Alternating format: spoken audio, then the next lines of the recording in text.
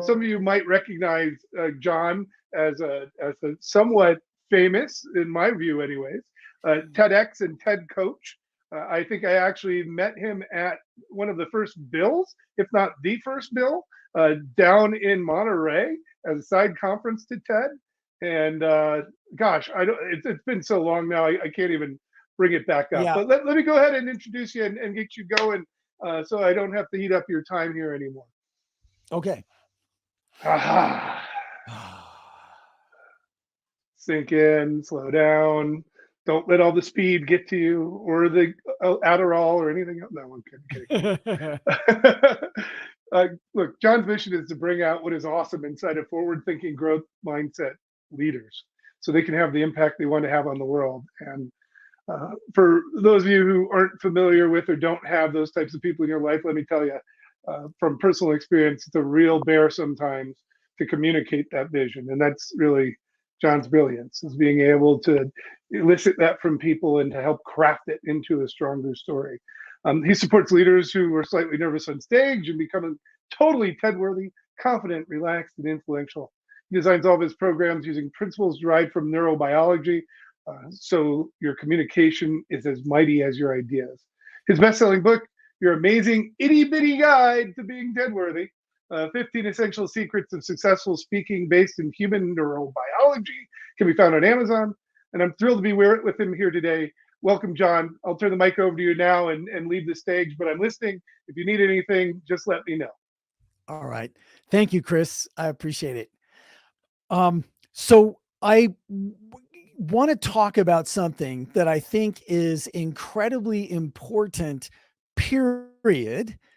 And I think that it is incredibly even more important in this endeavor. You know, I was just reading a Twitter thread, and I think it said something like, cryptocurrency and the related world is all of the smartest people in the world heading for the exits of, the standard way of doing things.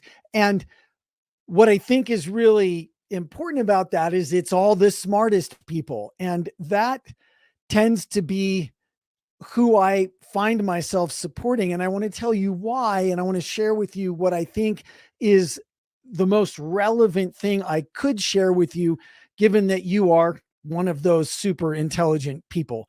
So I'll tell you real quickly where it came from. I have always been the guy who had the soft skills, and I was always envious of the people around me who had the hard skills. And they got paid more, they had more education, they seemed smarter, they seemed better. But I would go around, I started out in the early days of the internet. I was on the internet in '87 at UCLA, the first ever Macintosh lab connected to the internet anywhere in the world. Then in 1994, I started working at a place called Virtual Vegas. Some of you are old enough to remember that. And that was, one of the internet in 1994. And ever since then, I've been a founder or a co-founder or an early stage employee at .com companies. And I always ended up with the title chief evangelist. And I raised a couple $100 million plus with my various teams in Silicon Valley and beyond. I never had a really successful exit, but I can raise it. And the people that I worked with the hard skills called what I did fluffy. And so I had this chip on my shoulder. I went around trying to prove I was valuable, didn't really feel like I was that valuable, and it was awkward. And then in 2009, I went to the TED conference for the first time, and I just saw person after person get up there, give the most unbelievable speeches I'd ever heard. And I remember just being very, very moved by that. And I think, to my credit a little bit, I realized that even though I had been the chief evangelist for my companies and I'd been a public speaker basically forever, I had never really been doing that. That was something else. So I came home, got really involved in the TED and TEDx community. And at one of the early TED events, TEDx Santa Monica, I was there volunteering for my friends. It's an all volunteer effort. We had this guy who had all the hard skills in the world. He had the most interesting topic. He was the guy I was looking forward to seeing that whole day. And when he finally got up on stage and started to speak, everybody in the room checked out because he was so nervous and awkward that we all felt like we were going to throw up. And I remember just being incredibly, incredibly sad. And I was sad for a while. And then the evil part of me came out. And I remember sitting there quietly to myself going, ha, ha, ha, ha, ha, neener, neener, neener, calls what I do fluffy, hard skills guys, blowing it. And as I was indulging the evil part of myself, my buddy Michael Weiss came over and completely changed my life. He leaned down and he said, dude, we got to do something to help people like this. And I remember it was like the clouds parted, the angels sang, I could have had a V8. And I realized that if I just got over myself for 5 minutes, I could totally make a difference for that guy. If I stopped honoring the chip on my shoulder and started honoring the people right there. So that's what I did. And I went home that night and I started working on the training, and I did something that I would never have done otherwise, because I realized that if I really wanted to have an impact for him, that guy, or people like him, very hard skills, logical, smartest people in the room kind of people, I'd have to base everything I did in human evolutionary biology and human neurophysiology.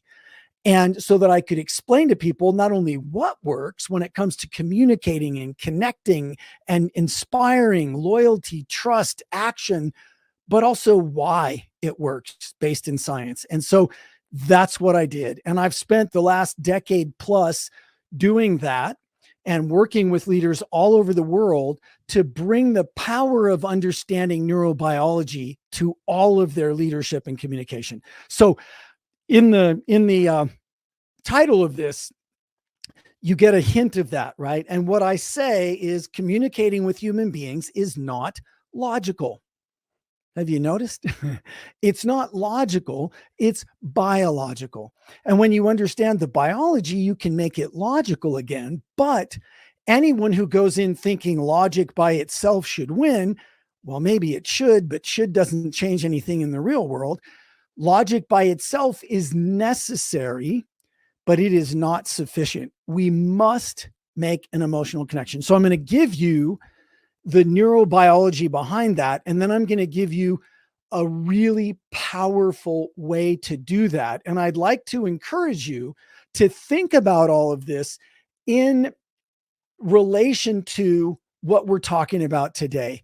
Web 3.1, where we're going with this whole thing, having people understand this, having people get on board with this, having people understand why they should care, understand why you care. So let's talk about the biology first, then I'll give you a great strategy and I will make sure that we get you out of here on time. So if we look at a cross section of a human brain, we'll see in a very simplified, but still meaningful and useful way, we'll see the brain stem, and then wrapped around that is the midbrain.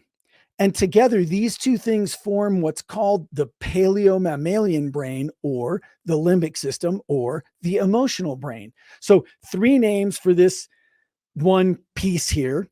And this is the ancient part of the brain, the paleomammalian. I mean, all mammals have this set up. So it's been around for a really long time. And then wrapped around that is the cerebral cortex, or the neocortex. And neo means new. So this is the new brain wrapped around the outside of the ancient paleomammalian brain. And I'm going to say something, it's a little weird, so I'll say it twice. The ancient paleomammalian brain does not have access to language or logic or reason. Those things live in the cerebral cortex.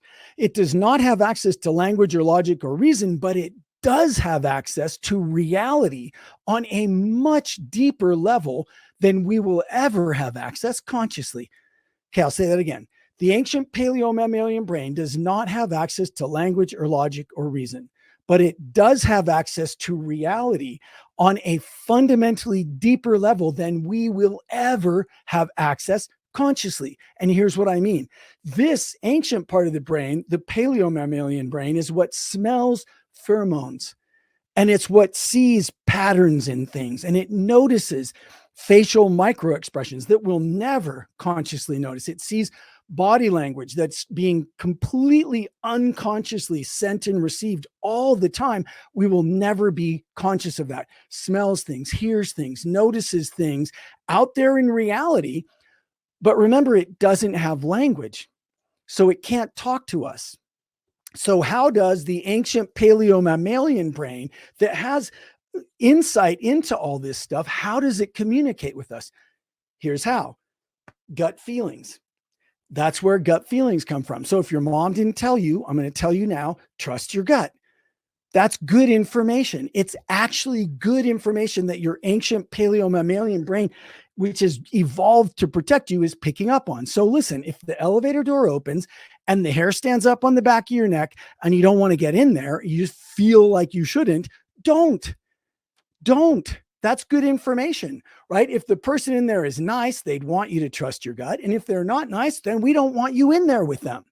Okay, so trust your gut. But I think most of us on this call think that we are logical, right? John, I get that, I know, but I weigh things out. I'll check the boxes, I'll make a logical decision. Now, you may do that. You may check the boxes. You may think logically about it. You may plan and prepare. But when it comes time to actually make the decision, if I put you in an fMRI machine and we watched you in real time as that happened, what we would see is, boom, your ancient paleo-mammalian brain fires first, making the decision. And then right after that, your neocortex, the new part of your brain, the logical part of the brain, fires, agreeing with or disagreeing with the decision, but not making the decision. So what does all this matter? Here we go. Rubber meets the road time. Tell me if you've never had an experience like this. Do you like the product? Oh yeah, we like the product. Do you think it's priced right? Oh yes, reasonable price. Very good. Do you think it would make a difference for you to have it? Oh, why? Certainly. Yes, it'd be great. Well, do you want to sign the check and we'll start delivery? No, we're not quite ready yet. We want to think about it. Okay, what just happened? What do you mean? Yes, no. I work with a lot of people, fundraising and pitching multi-million-dollar projects and all kinds of things where there's lots and lots on the line. And when they get yes, no, it makes them unhappy, right? And they don't understand it. Were they lying to me? What's going on? No, in hindsight, it's very obvious what happened. Here we go. Yes, no. Okay. Logic, emotion. We did not make the emotional connection. So the logical part of the brain was all in. Yes. But look at this. The cerebral cortex, the logical part of the brain, is wrapped around the outside of the emotional brain. It has to go through that thing to get to the spinal column to say yes, or to sign the check, or to take some sort of action. So if we don't make an emotional connection, all the logic in the world just bounces off that gatekeeper, and we get yes.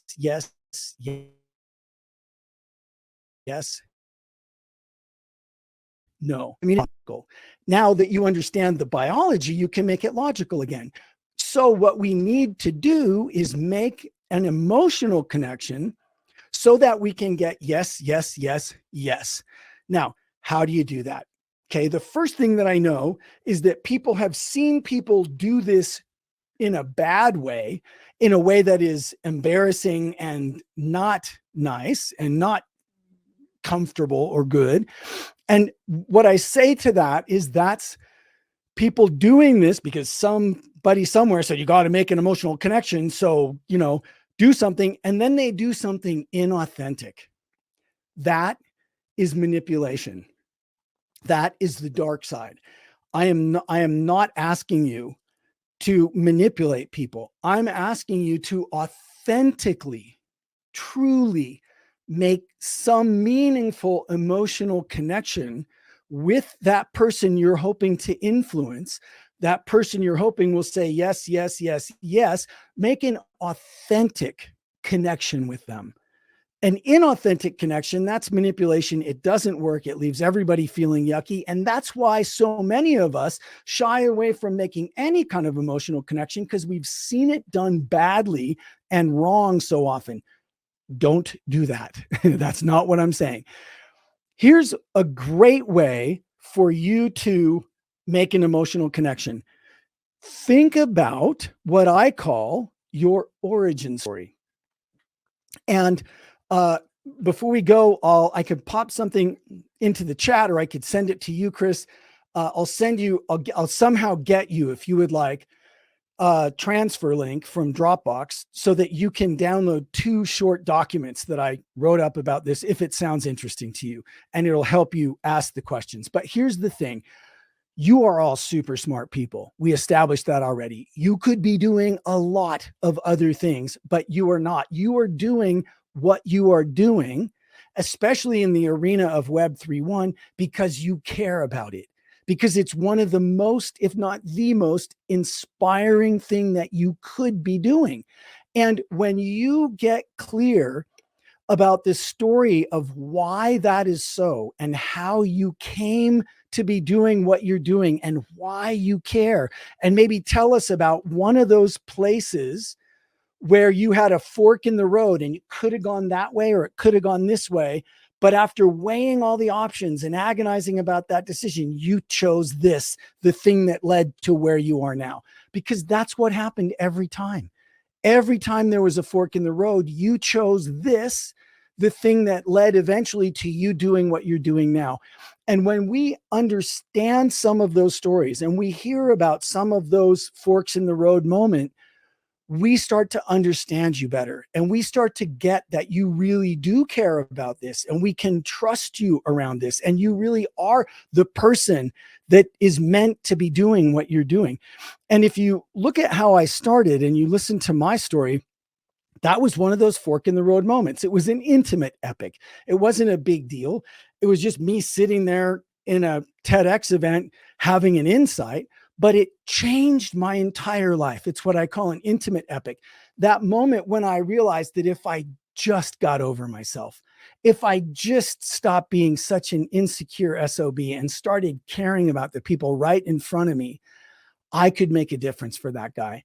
So I did that.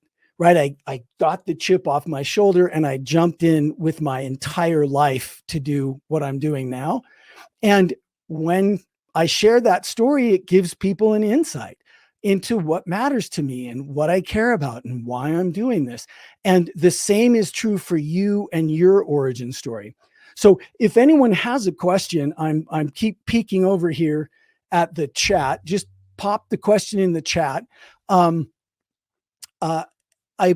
here's what I will say. I'll just wrap it up, this little section here, by saying I've been doing this for much more than a decade now, and I have seen leader after leader after leader, influential person after influential person after influential person, I've watched them get in touch with their origin story, what I call a well-chosen, well-crafted, well-told origin story that thinks about the audience that they're reaching, and just absolutely transform their experience of leadership. It's like rolling a red carpet out in front of yourself when you share an authentic origin story about why you really care. So Chris, you said, what's the most typical challenge people have in realizing they need to work with me?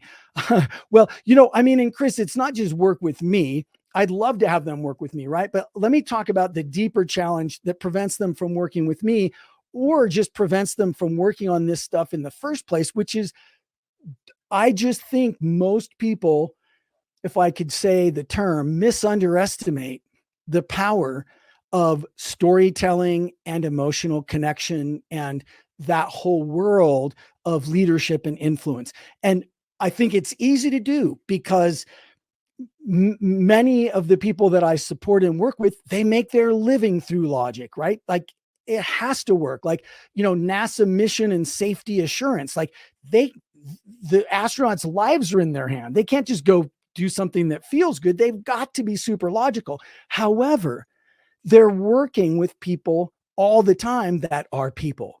And we have this need to have an emotional connection. We learn best through stories. And, there's a great saying, never tell a story without a point, and never make a point without a story. it's kind of a high bar, but if you really want to land a point with human beings, you will tell a great story that illustrates that point. So I think the biggest challenge and issue, Chris, that I see is just people's willingness to acknowledge that this, what we could call softer side, which I think in some ways is actually more difficult, is harder. This softer side is just almost always the missing key to getting just vastly better results. I realize I should just come up here for the last 5 minutes and chat with you because great. Oh, John. So it's so hard. And I put this in the chat as well, but it's not just about sharing values. It's about understanding what we value. And yes, people who have hard skills like other people with hard skills.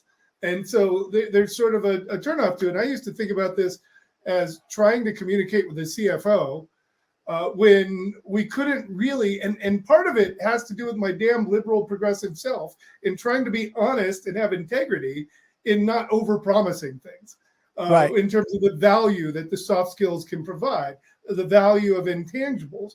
So I'm just curious as to if there's any ways you've found to better present the value of these intangibles of people in these stories.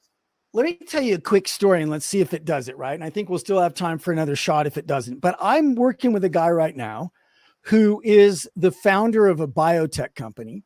And he told me in our first call, John, my competitor who has an inferior product, notably inferior technology to ours, just gave a TEDx talk.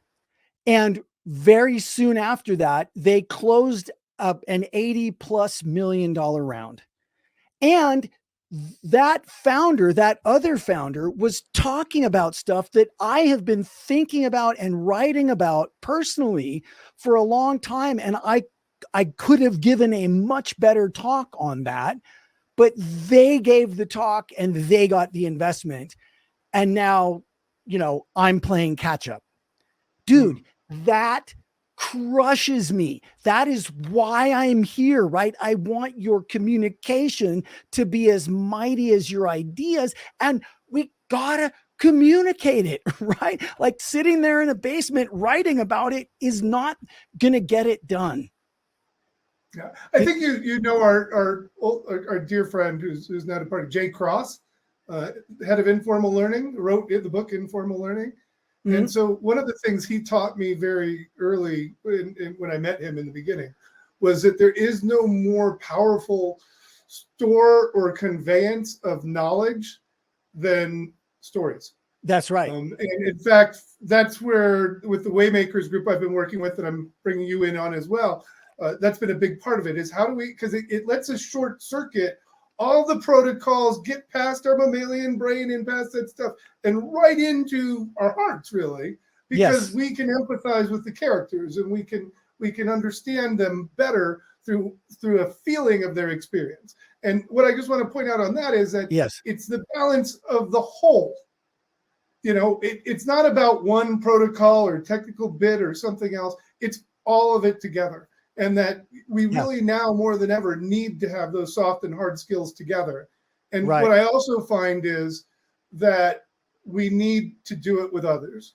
And the sort of coaching and training and, the deeper science that you apply, look, we're not trying to be spammy or do all that stuff, but like, John, I love you, man. And I am happy to do that because I've seen the transformational work that you've done with others. And I'm just glad for you to be able to share more of this with our audience here today. Any closing thoughts before we go ahead and wrap up and move into the next session?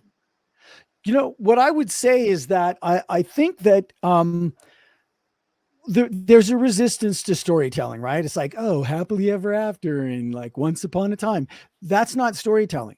Storytelling is the only way that leaders can make their experiences meaningful to anyone else. If someone is a leader, but they can't effectively share their stories, that means all of their experience only matters to them. Period. Done. right? But the minute that a leader can start to share their experiences in the form of well-crafted, well-told stories, now they can leverage all of their experience across everyone that's listening. It just, I mean, the number is not, it could be 10, it could be 1 million, but now there's leverage because when you're not sharing your story, it's one, right? And Bill, how do you work with people? Bill Leiter asked, how do you work with people to make their stories not just authentic, but also relatable to the context of the intended relationship? So again, getting a little more specific in the science of that, but it's important to have that consideration of the end in mind, so to speak. So the first thing, Bill, is basically inferred by what you're saying. Who is that audience, and what are you out to accomplish with them? What would it benefit them most to know about you and your past and how you got to this, right? And then, and then of course, authentic is the baseline. I mean, it's not going to work if it's not authentic. That just never works. So authentic is the baseline, but I think that what I find, so I do a lot of work, Bill, where people will tell me their story and it comes out, it's too long the first time, it's in chronological order the first time, they're not saying things that they need to be saying, and they're saying too much that they don't. That's fine. That's where we start. Get that story out. Then we can go back and look at that story with the intended audience in mind. And a couple of the secrets that I think I would share with you that I do for people when it turns those stories much more successful is I start in the middle, right? In medias res. Start with something that gets people's attention, makes them wonder where it's going to go, and don't resolve it yet. Then go back, catch people up. Then the aha moment happens, and then, wow, here's what that provided, right? So there's something to the structure. But the other big thing is I find that it's very difficult for people. It's hard to see the picture when you're in the frame to say the things that are there, right? I feel like when I'm helping people with their stories, I'm always bringing out the unsaid into the said, right? How it felt, how it felt in that, like when I lost my company that had raised over $80 million in the .com day. Like I was beside myself. I hated myself. I was so ashamed and embarrassed and hurt and angry. I mean, I've never been in such a bad place. And I actually almost died of an autoimmune disease because of the stress of that whole experience. Right. So if I said, well, and then I lost my $80 million .com company, I was pretty upset, and I was upset for a little while. And then it's like, whoa, John, you kind of skipped over that part. Right. And it's understandable why we would do that. But to bring those things that maybe are a little more difficult, a little more scary, or just maybe not in the field of vision into the said, so that people understand that maybe the balance that you were weighing or whatever, the thoughts that you were thinking, that gives them insight into your character and your thought processing and what matters to you and all that kind of stuff. So those are two of the big things that I think I do. And Bill, I have a term that I'm TMing. So, quote me if you don't mind. Insightful vulnerability. Insightful vulnerability. It's not just vulnerability, right? For vulnerability's sake, it's vulnerability with some sort of insight. Here's what I learned, right? And what I learned from that experience of losing my company was that I had a teeny tiny context of opportunity only knocks once. That's a terrible context. My new context, I'm here to make a difference. That's awesome. That's awesome. So I'm sorry to say, John, we're out of time. We could keep going here we go. forever with this, which is why we're going to keep talking and we're going to bring it back. And of course, the reason why I want to do here is because whole new generation of leaders, whole new emergent technology that's reshaping the world, and they need to learn the importance of storytelling, and they need to meet people like yourself with the skills to teach them how to focus on the right components of the story. And in particular, if I can talk about 3, not the 35 protocols and steps that people have to go to in order to create and find value, because that shit is not important. Yes. Anyways, I'm running on the other session. It starts right now. So I got to run, John. Thank you so very much. Appreciate it. you very much. Take care, everyone.